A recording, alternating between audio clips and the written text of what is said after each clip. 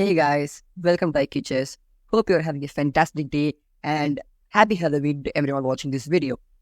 For the sake of Halloween, we are going to be taking a look at one of my favorite gambits in chess called as the Halloween gambit. The game begins with e4, e5, knight to f3, knight to c6, knight to c3 and knight to f6. This by far, my friends, is the most common opening setup in all of chess. There are more than some 4.5 lakh games played on chess database, which is a lot by a margin. And here, instead of playing some random boring move like the bishop to c4, bishop to c5 Spanish or something like the d4, we will spice the game up with this move of knight takes on e5, entering into what is known as the Halloween gambit. Now, this is by far the most winning variation for the white. In this position, if you take a look at all the moves that are played commonly, the highest win rate is 54% and that is from the Halloween gambit. If you would like to know more about the specific win rates and statistics behind this opening, the Chess Vibes made a video recently where he showcased the win rates across the ladder from 800 all the way to 2000. What is the win rate and the losing rate? So if you'd like to know more, you can dig into it and you will have a better idea on whether you should play it or not. So yeah, the first part of the video will be on the theory and then I'll give some insights on what other things that you might want to add to your repertoire. Let's start.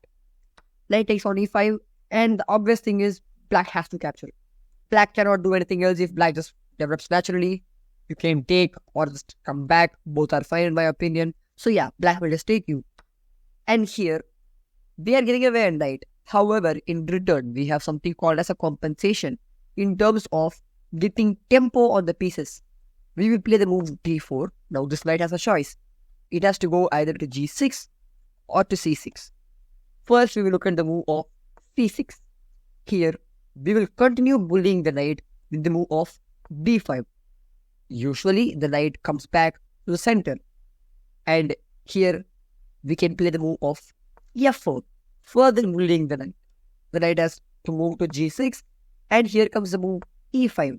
And now this knight is helpless. It can't take here, can't go here, and these squares are covered by the queen. Knight has to back off to the g8 square. And just take a look at this position. Yes, we are down a knight. However, we just won. We got 1 tempo, 2 tempo, 3 tempo, 4 tempo on the black pieces. And that's not bad actually. Giving up a knight for a pawn, in fact, and then getting 4 tempo is good thing.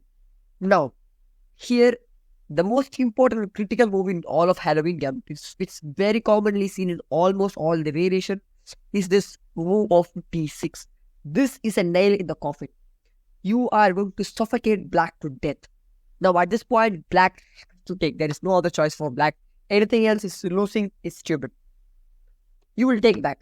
And this pawn is sufficiently defended. And the threat is quite simple. The threat is to just play queen to e2 check, at which point black has to block with either the bishop or the knight and lose it. So, for that reason, the best move by far is to move the queen either to f6 or to b6. And here, another common idea is, because you have a strong clamp here, you would like to exploit it and play this move of knight to b5, looking for knight to c7 check, which will be a fork. So at this point, black has to basically play king to d8 or lose the bishop. And here, you continue bullying black with the move of f5. Now, hello to this knight. Where's it going to go? Is it going to come back here? And apparently, the engine recommends the move knight to f6. I'm here looking at right now. The best move is knight to f6 according to the engine. That's not seen anywhere. The theory follows knight to e5 and just continue developing. Attack the pieces. Bishop to f4. Now again, black has to do something. What will black do? Mostly defend the pawn. And then our plan is pretty simple. Going to d2 with long castle ideas. Black cannot kick our knight because you can just come back with your bishop and attack this queen. And the queen moves. Now your queen gets in. It's going to be nasty for black. So for that reason, it's pretty simple from here on. Simple chess. You are winning in fact and we just play for an advantage. Let's come back. If none of this happens, in this point, if black does play the move of queen to f6, going bishop knight to b5 is still an idea. However, there is this very aggressive line with knight takes on f4, and it is very theoretical and brutal for it. So for that reason, the better one will be queen to e2, giving a check right now. And if the king moves or whatever happens, now you can play the move of knight to e4, threatening this. If black takes, it's simple chess, just take back, and then black will take you. It's just a massive trade of pawns. So let's come back. That is for this whole variation. But what else can happen? In this position, black also can go back. That's a move. And here again, you would play the move e5. It has to go back. d6. Hello, it's the same position almost. Takes. And the difference being now is that black has zero development. Like again, the move queen f6 is the best move by far. And he'll go for knight to b5. The only logical move here is either king to d8, giving up the castling rights. At which point, actually, I believe king to d8, even there's a line that goes h4, trying to play for bishop to g5. I believe that's thing, but I think black can actually stop it easily, quite easily, to be honest. And this nasty stuff with this knight to a6, just completely dead knight. At which point, you don't care. Simple developing chess. Bishop to c4. Again, the king has to just slide out because these pieces can't get out. Like, they are just washed to death. And you can just play queen to check or castle and move your rook here. It's just nasty. And the engine gives almost a 2-point advantage to white in this position. So yeah, it's amazing for us. So let's come back a bit. So if not for that, what else can happen? Now, after this, another thing that can happen is knight coming to the b4 square. But that simply makes no sense because you can just play the move of a3. Knight has to go back and just take it, bye-bye. Or even play the move of e5 and just continue your own plan. So this is just not a good thing for black by any sort of imagination. However, the best move here, this is one of the most critical variations of the Halloween gambit. It's what is seen at the topmost levels, and if your opponent knows any theory related to this opening, this is what you will see. And that is the move of knight to g6. By the way, before continuing on, we recently hit 500 subscribers. I love you guys so much. Thanks to everyone who watches my video and supports my content. So I will be making a special video for 500 subscriber milestone. I'm planning to make it on the Danish gambit. I have received quite some requests on that variation. So yeah. But yeah, if you're watching this video right now and you're enjoying my content and have not subscribed already, show your support. It just takes hardly a second of your time and it just supports the channel massively. So yeah, let's continue. Here again, we will play the move of e5 and the knight has to drop back.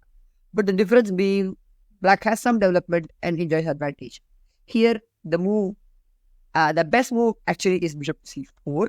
However, the move is the seen the most, the theoretical move, is queen to f3. The thing is, not always the engine recommendation is the theoretical move because engine does not know opening as much as the opening books do.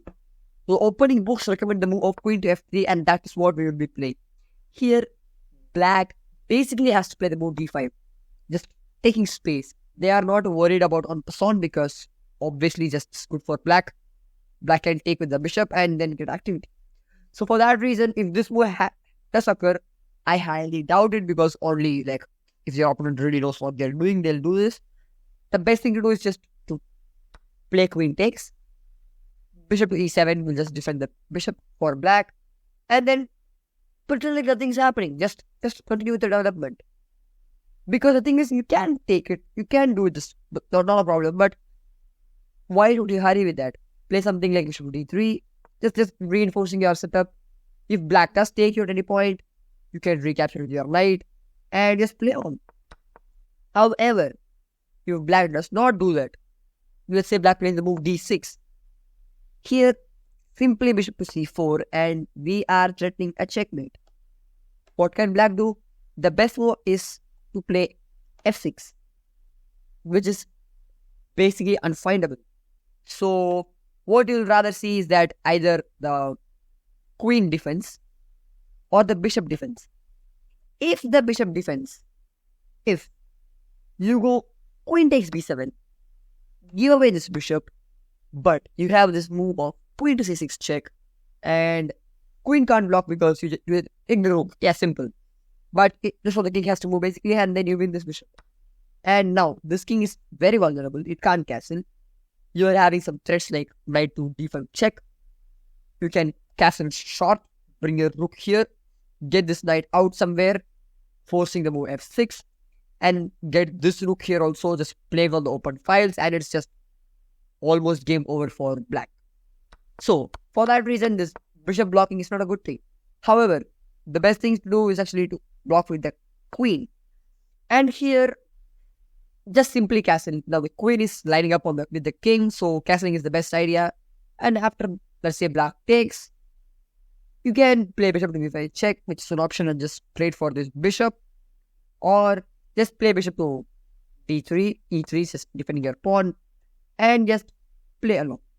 So yeah, that is this specific variation. If you have any other questions related to the Halloween gambit, let me know. Actually, I have not played this variation in quite a long time, simply because I don't play the move e4 nowadays a lot. I have been playing the move of f4 a lot lately, and in e4 specifically, I don't really go into the 4 knights. I am a Vienna player, or I play the Lopolsky with e4, knight f3, followed by g3. So for that reason, I've not really played as many games with the Halloween gambit, so I really don't know what is seen at various levels. However, I am sure you can find some really good resources online to refer exactly that.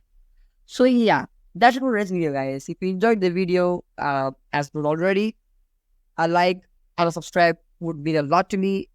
Yeah, till my next video, stay tuned. Bye.